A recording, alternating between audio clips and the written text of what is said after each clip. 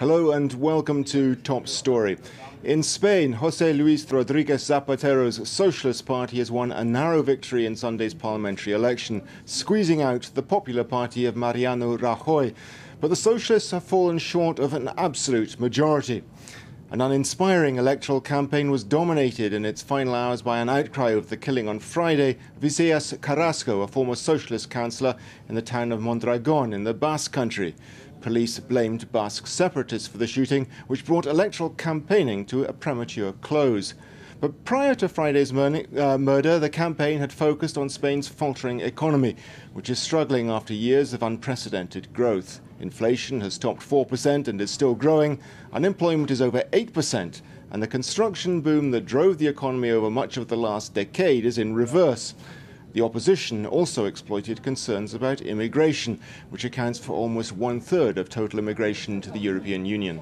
Well, joining me now to discuss the vote is Anthony Bellanger, who's news editor at Courier International and a specialist on Spain. Thanks very much for being on Top Story.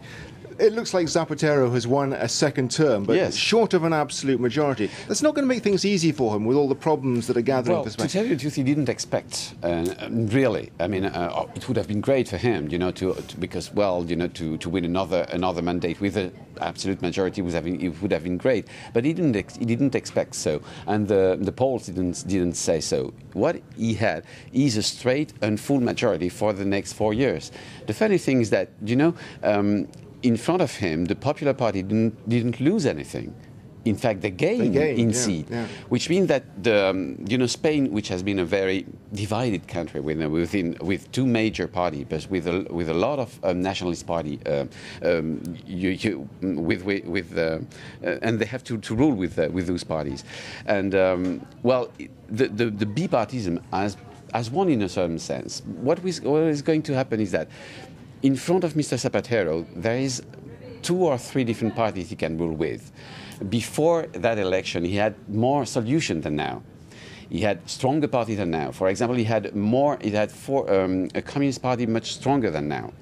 And now he just has one solution to rule with the Basque or the Catalan parties, nationalist parties, and that's the only thing he has. How do you see that developing? I say he goes into alliance, which seems quite likely, with the Catalans. What will that mean for regional devolution in Catalonia? Well, it will be a kind of agreement between both. And never forget that those parties are not leftist parties. That's the most interesting thing about that. They're nationalist parties who try to adapt themselves to the winner. And the national winner is always or the Popular Party or the Socialist Party. So now they're going to ask him to go on, their separatist views, and that will be the major alliance they will have to do with Mr. Zapatero. I mean. I suppose one of the big differences between this term and the last term is in the last term. The economic figures were fairly favourable. The climate was pretty good. But still, it's going to be tougher this time round, isn't it? Well, it's going to be tougher for him. That's true. But I mean, what he proved is that he could even win a second term with that features. And second, although the economic turnaround only started to get worse in the last period. But the problem is that in front of him he has the Popular Party who made a campaign for more than 4 years. They're campaigning against the Socialist Party for more than 4 years. I don't know if you remember the last time they went on an election. In Spain. It was just after the bombing, the famous bombing of Madrid with 200 railway station. Exactly. So the Popular Party had the sensation that the last election was stolen from it. So they're trying to gain a kind of momentum, the American way, if you want to. And for 4 years they were campaigning quite hard against Mr. Zapatero. It didn't work. So the major problem will be for the Popular Party to reinvent itself, to become a more electable, let's say, party for the next 4 years. But then you've got what does it mean? That above all, I mean, Spain is like all countries, countries that can be ruled at the center, and the only party right now who can be of that center is obviously the Socialist Party. And for the Popular Party, it will be a very long way back to the election, back to the favor of the public. What about the issue of Basque separatism? We had this killing on Friday, which cast a shadow over the whole election. Is it going to be possible, do you think, for the Socialist Party under Zapatero to re-engage with ETA? Well, let's remind to our viewers that the ETA has been created something like 40 years ago. It's a very long-term problem, and nobody has been able to solve it from now.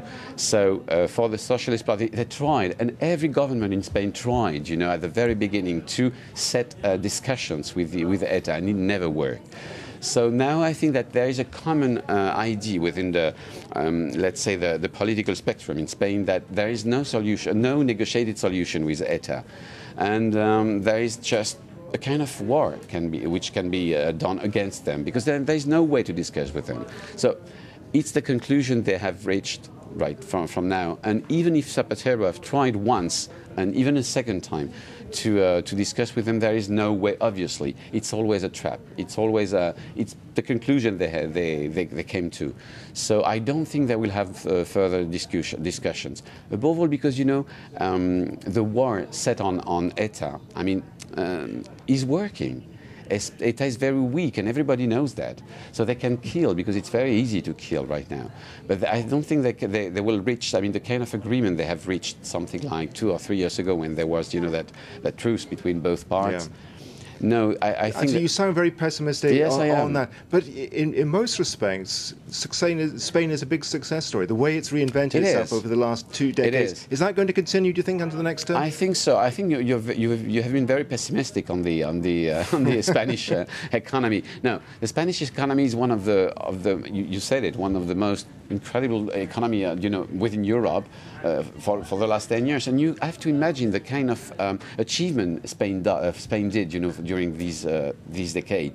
For example, let me tell you that 10 years ago there was something like 2% of immigrants in Spain, and now more than 10% of the population is of foreign origin. It's amazing for a country like that. I mean, the only comparison you can give in Europe would be Italy. But it is astonishing to absorb such a large...